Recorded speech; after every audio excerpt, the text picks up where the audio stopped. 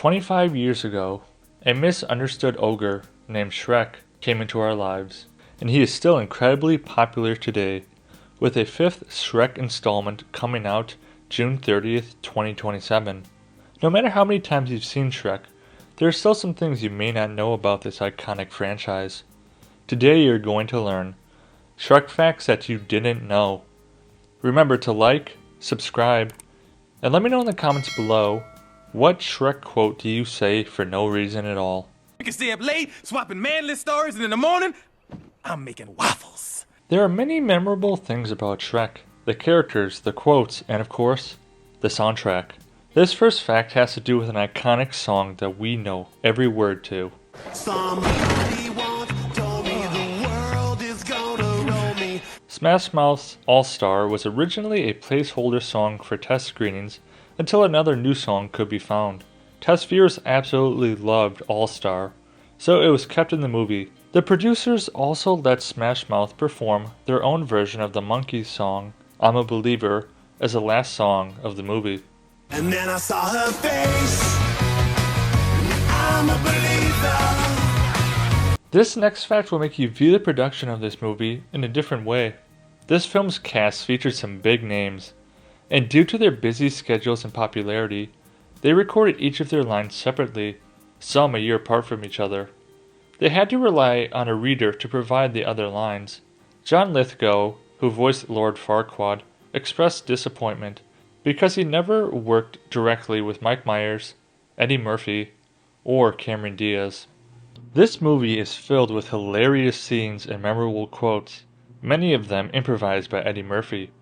One of Eddie's best improvisations is where Shrek lets out a huge burp. Shrek? What? It's a compliment. Princess Fiona does the same thing.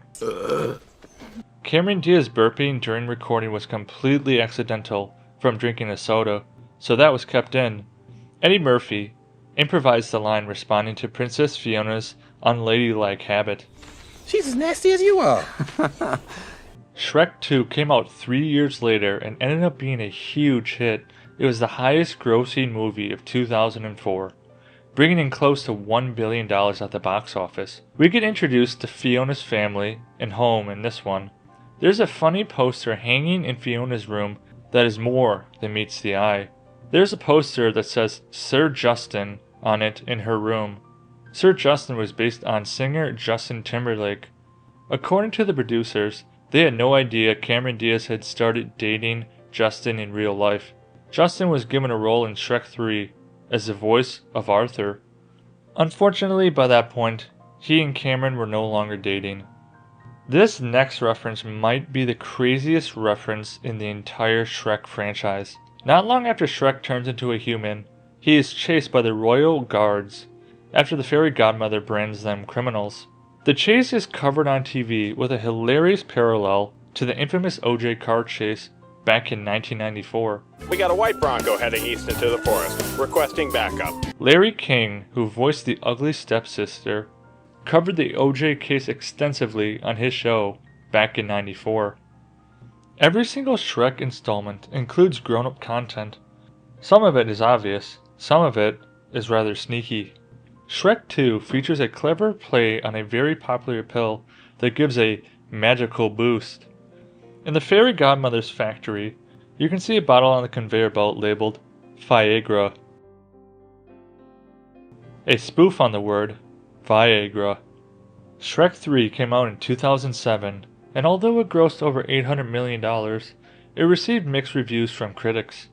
We are introduced to a new character, Arthur, Fiona's cousin. We first meet Arthur at Worcestershire Academy. At the pep rally, the band is playing All-Star, which was performed by a real band for authenticity. Also, the cheerleaders' routine was based on footage of a real local high school cheerleading squad. The Shrek movies love paying homage to pop culture. One scene involving the gingerbread man references a sci-fi TV movie from the 1970s. There's a scene where Gingy sees his whole life pass before his eyes, recalling very specific moments of his life. This references a scene from the $6 Million Man, where the main character goes through a rebirthing process. The Shrek movies are a combination of originality and parodying and most of it is received well by critics and fans. But one moment in Shrek 3 got one actor very angry. In the beginning of the movie, Prince Charming is galloping along on a wooden horse, with coconuts being used as a sound effect for horse hooves. Eric Idle, who voiced Merlin and also portrayed Sir Robin in Monty Python and the Holy Grail, threatened to sue the producers over stealing the coconut sound effect that was first used in the Holy Grail. But interestingly enough, coconuts have been used to mimic the sound of horse hooves since the early 1900s. So who is really the thief?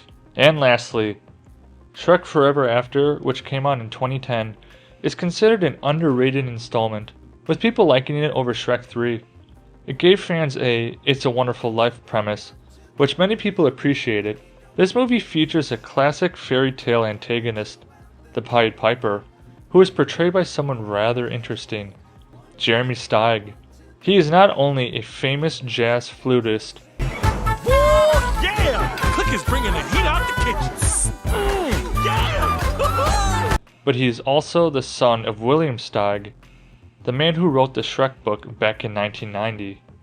Jeremy passed away in 2016 at the age of 73. Well, there it is. Shrek facts that you didn't know. I hope you learned something new. Remember to like, subscribe, and let me know in the comments, what Shrek quote do you randomly say for no reason? See you soon.